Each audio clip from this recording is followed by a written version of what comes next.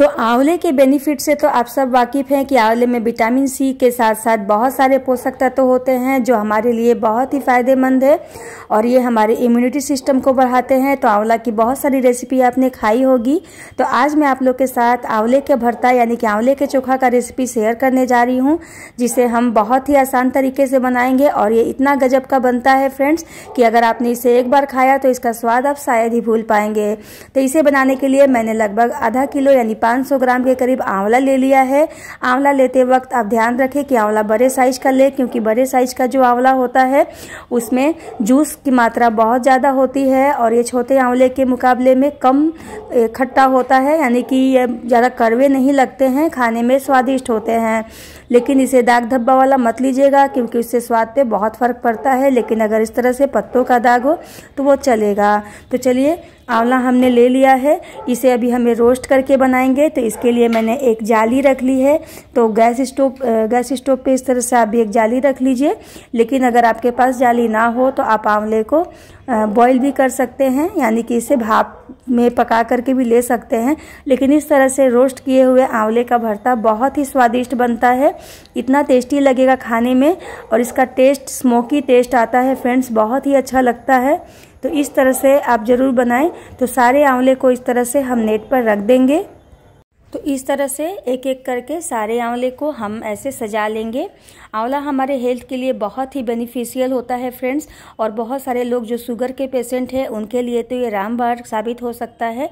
तो ऐसे कहा जाता है ना कि आंवला आप डेली कम से कम 3-4 खाना चाहिए आपको, तो ये फ़ायदा करता है। इसे आप एक फाँकी भी खाएंगे तो फ़ायदा तो करेगा ही, लेकिन अचार वगैरह जब हम बनाते हैं ना तो उसे बहुत ज़्यादा हम नहीं खा पाते हैं। लेकिन इसकी डेंसिटी कम हो जाती है भरता बनाने से। आप आधा किलो का भी भरता बनाएंगे तो एक दिन में ये ख़त्म हो जाएगा, ये बहुत ही कम हो जाता है। तो इस तरह से आप बहुत सारे आंवले एक साथ खा सकते हैं। तो ये सबसे अच्छा तरीका है आंवले को कंज्यूम करने का। तो इस तरह से देखिए, पलट करके हम पकाएंगे और इस तरह से जो बीच वाला है ना उसे पारा पारी हम अगल बगल में शिफ्ट करते जाएंगे, पोजीशन को बदलते जाएंगे, क्योंकि जो बीच वाला पार्ट है, क्योंकि वहाँ पे एक डायरेक्ट गैस लग रहा है, माने आँच लग रहा है, तो ज़्यादा पक जाएगा। लेकिन जो साइड में है वो ज़्यादा नहीं पक पाएगा। तो इस तरह से हम पोजीशन को चेंज करते रहेंगे। ये देखिए फ्रेंड्स, तो ये अगर आँच को अगर आप तेज़ करते हैं तो क्या होगा ना कि ऊपर से काले पड़ जाएंगे और नीचे से भीतर से पकेंगे नहीं। तो इस तरह से आँच को आपको बिल्कुल धीमा रखना है, बिल्कुल कम में रखना है और ऐसे पलटते हुए आपको पकाना है। ये देखिए, मैं इस तरह से पोजीशन चेंज कर दे रही हूँ। तो इस तरह से आप भी चेंज कर करके इसे पका लीजिएगा, क्योंकि आंवला थोड़े सख्त होते हैं लेकिन ये बहुत ही जल्दी ये पक जाते हैं। आपने नोटिस किया होगा जब भी आप आंवला बॉईल करते हैं तो 5 से 10 मिनट के भीतर ही ये बहुत अच्छे तरह से सॉफ्ट हो जाते हैं। तो पकाने में भी वही है, पकाने समय भी आप इसे बहुत जल्दी ही ये सॉफ्ट हो जाते हैं, भीतर से कच्चे बिल्कुल भी नहीं रहते हैं। तो ये देखिए, हमारा आंवला बिल्कुल पक गया है। मैं आपको इस तरह से तोड़ करके दिखाती हूँ। जब ये आंवले अच्छे से पक जाते हैं ना तो इसकी फाँकें बहुत ही आसानी से देखिए टूट जाती है। तो ये देखिए, फाँकें अलग हो रही हैं, यानी कि आंवला हमारा बहुत अच्छी तरह से पक गया है। इस तरह से आप देख सकते हैं कितनी अच्छी तरह से आंवला पका हुआ है। तो अब क्या करेंगे ना फ्रेंड्स, एक एक करके सारे आंवले को हम एक बाउल में निकाल लेंगे। तो ये देखिए फ्रेंड्स, कितने आसानी से हमारे सारे आंवला पक गए हैं। तो ये बहुत ही स्वादिष्ट बनते हैं फ्रेंड्स। तो ये देखिए, सारे आंवले को हमने निकाल लिया है। अब क्या करना है ना कि इसे थोड़ा सा हम ठंडा होने देंगे और इस तरह से इसके छिलके को, जो ऊपर से जो काला काला हमें दिख रहा है ना, उसे इस तरह से हम चाकू की सहायता से निकाल देंगे।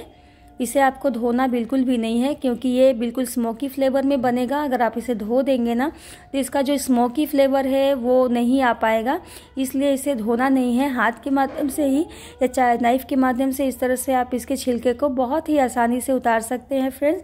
तो ये आप देख सकते हैं कितनी आसानी से ये उतर रहा है, बिल्कुल मेहनत नहीं लगता है इसमें। और थोड़ी बहुत मेहनत तो खाने में करनी ही चाहिए, क्योंकि जितनी हम मेहनत करते हैं ना, खाना हमारा उतना ही स्वादिष्ट बनता है और उतना ही न्यूट्रिशियस बनता है। तो ये देखिए फ्रेंड्स, धीरे धीरे करके सारे आंवले को इस तरह से हम इसके काले छिलके को रिमूव कर लेते हैं। सारे छिलके हमारे रिमूव हो गए हैं। आप देख सकते हैं कितना सारा वेस्ट प्रोडक्ट निकला है। अब इस आंवले को हमें क्या करना है कि एक आलू मैशर की मदद से इसे मैश कर देना है।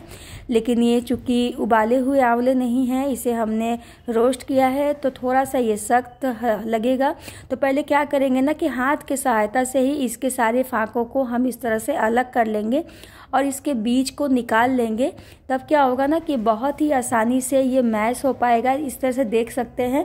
तो हमने सारे बीजों को निकाल लिया है और इस तरह से आलू मैशर की सहायता से इसे बहुत अच्छी तरह से हमें मैश करके बिल्कुल भरता की तरह तैयार कर लेना है। फ्रेंड्स, ये देखिए लगभग 2-3 मिनट इस तरह से मैश करने से ये आसानी से मैश हो जाता है। आप देख सकते हैं। तो ये देखिए ये बिल्कुल मैश हो चुका है। तो अब हम आलू मैशर से सारे आंवले को जो इसमें लगे हुए हैं इसे निकाल लेते हैं। खाने की चीज़ों को वेस्ट नहीं करना चाहिए। तो इस तरह से हाथ की सहायता से मैंने इसे निकाल लिया है। तो अब इसमें मैं स्वाद के अकॉर्डिंग नमक डाल रही हूँ। आप चाहें तो यहाँ पे काला नमक का भी इस्तेमाल कर सकते हैं। काला नमक से कोई भी खाना हजम होने में बहुत सहायक होता है और उसका स्वाद भी बहुत अच्छा लगता है। लेकिन मैंने यहाँ पे नॉर्मल नमक का इस्तेमाल किया है। साथ ही मैंने 1 चम्मच इसमें चीनी भी डाला है। इससे क्या होगा ना कि जो आंवले की जो हल्की फुल्की कड़वाहट है वो कम हो जाएगी। लेकिन ये पूरी तरह से ऑप्शनल है, आप चाहें तो डालें या स्किप कर दें। अभी मैंने थोड़ा सा धनिया पत्ता इसमें डाल दिया है। अब क्या करना है कि इसमें हम एक तड़का लगाएंगे। चूँकि आंवले में लहसुन का फ्लेवर बहुत अच्छा लगता है तो हमने इसे सरसों का तेल जैसे ले लिया है और 2-3 हरी मिर्च लिया है और साथ ही मैंने 10-15 फाँकी लहसुन के लिए हैं। लहसुन इसमें बहुत अच्छा लगता है। तो आप चाहें तो सूखी जो लाल मिर्च होती है ना उसे भी पका करके डाल सकते हैं। लेकिन चूंकि वो हेल्थ के लिए ज़्यादा बेनिफिशियल नहीं है इसलिए मैं यहाँ हरी मिर्च का ही इस्तेमाल करती हूँ। इसका भी फ्लेवर बहुत अच्छा आता है और ये पके हुए लहसुन बहुत अच्छे लगते हैं। तो आप चाहें तो तेल में पकाने की जगह इसे जब आंवला रोस्ट कर रहे थे उस समय लहसुन को भी रोस्ट करके डाल सकते थे, उससे भी बहुत अच्छा फ्लेवर आता है। लेकिन इस तरह से भून कर डालने से थोड़ा सा टेस्ट बढ़ जाता है।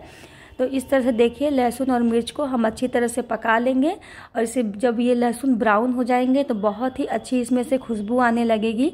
तब क्या करेंगे कि लहसुन को हम डाल देंगे। तो देखिए हमारा लहसुन पूरा ब्राउन हो गया है। इसे हम भरते में इस तरह से डाल देंगे। देख सकते हैं फ्रेंड्स, आपको देखने में ही लग रहा होगा कि कितना स्वादिष्ट बनेगा।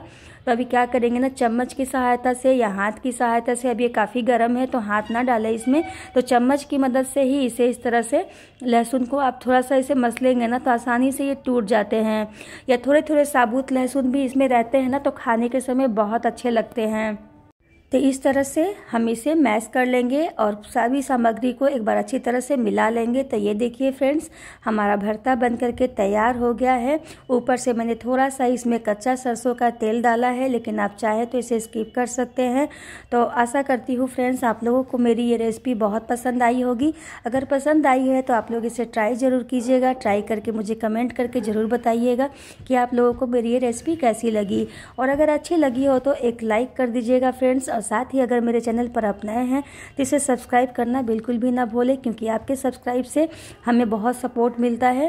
तो चलिए दोस्तों, इसी के साथ मैं लेती हूँ विदा। मिलते हैं किसी और वीडियो में किसी और रेसिपी के साथ।